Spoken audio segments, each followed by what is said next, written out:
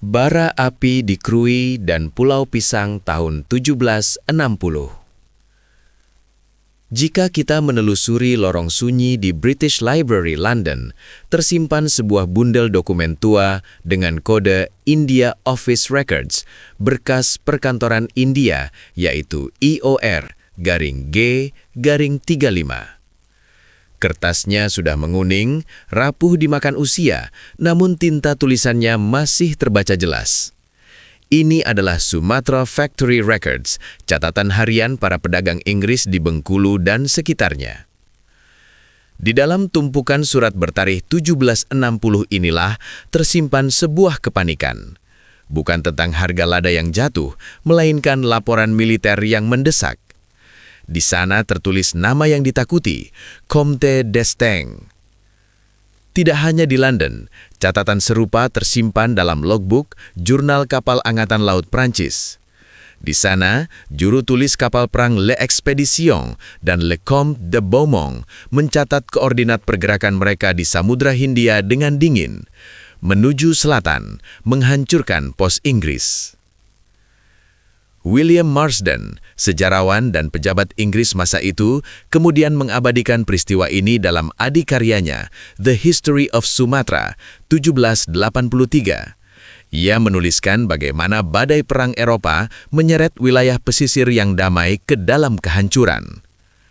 Dan inilah kisah yang diceritakan oleh lembaran-lembaran arsip tersebut. Pesisir Krui, April 1760. Berdasarkan catatan residensi Inggris, Krui saat itu adalah permata kecil di selatan Bengkulu. Loji Inggris, kantor dagang, berdiri kokoh, dikelilingi pagar kayu ulin. Di dalamnya, gudang-gudang penuh sesak dengan lada hitam kualitas terbaik yang disetorkan oleh para marga setempat. Bendera Union Jack berkibar tenang. Para agen EIC atau East India Company merasa aman. Mereka mengira ancaman terbesar hanyalah badai laut atau perselisihan kecil antar pedagang. Mereka tidak tahu bahwa ribuan mil dari sana, perang 7 tahun sedang berkecamuk antara Inggris dan Prancis, dan apinya akan segera sampai ke depan pintu mereka. Arsip mencatat bahwa kabar itu datang terlambat. Kurir dari utara membawa berita bahwa pos Natal dan Tapanuli sudah menjadi arang. Namun, sebelum evakuasi bisa dilakukan, cakrawala Krui sudah berubah gelap. 2 kapal raksasa muncul dari balik kabut laut. Itu adalah armada Comte d'Estaing. Berbeda dengan kapal dagang yang biasa merapat di Pulau Pisang, kapal ini tidak membawa keramik atau kain. Lambung kapal mereka terbuka, menampakkan moncong meriam besi yang hitam. Menurut catatan maritim Prancis, d'Estaing tidak berniat membuang waktu. Feu, tembak. Perintah itu menggema. Seketika, ketenangan pesisir barat pecah. Dentuman meriam dari L'Expédition menghantam benteng kayu Inggris di Pulau Pisang dan pos di Kuala.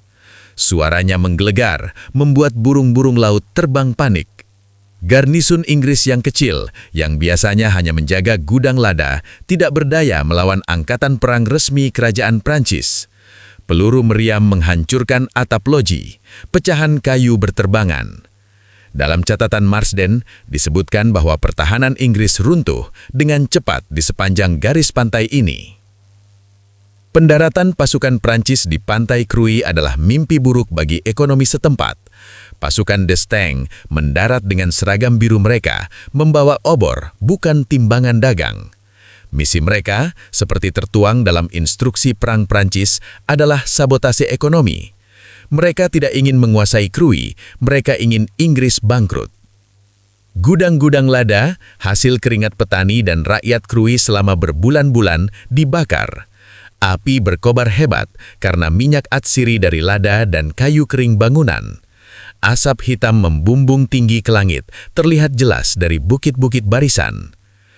Para pasirah dan penduduk lokal hanya bisa menyaksikan dari kejauhan. Mereka melihat bagaimana raja laut mereka, atau Inggris, lari menyelamatkan diri ke hutan, meninggalkan mitra dagang mereka di tengah kekacauan. Hari itu, Krui tidak hanya kehilangan bangunan, arsip-arsip perjanjian, catatan hutang piutang, dan struktur pemerintahan kolonial Inggris di sana musnah menjadi abu. Setelah memastikan tidak ada lagi aset Inggris yang berdiri tegak, Comte d'Estaing menarik pasukannya kembali ke kapal. Armada itu mengangkat anjar, berlayar ke selatan menuju target utama, Fort Marlborough, Bengkulu. Di pantai Krui, ombak kembali menyapu sisa-sisa kehancuran. Dokumen India Office di London mungkin hanya mencatat ini sebagai kerugian aset. Namun, bagi sejarah lokal, tahun 1760 adalah bukti bahwa Krui pernah menjadi medan peperangan dua raksasa dunia. Jejak fisik loji itu mungkin sudah hilang, namun arsip sejarah tidak pernah berbohong. Armada Prancis pernah membakar langit Krui.